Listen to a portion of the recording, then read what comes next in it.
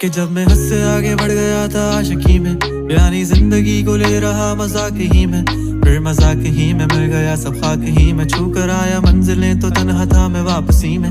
जैसे फूल तोड़े होंगे तुमने झोली भर के, मैं वो फूल जो कि रह गया था शाख ही में। जैसे ख्वाब ही में ख्वाब गाहे आँख ही में, पल से पल में क्या हुआ तुम रह गए बस याद ही में। एक सवाल मचलता है मेरे दिल में, कभी तुझे मैं भूल जाऊं या तुझे मैं याद करूं।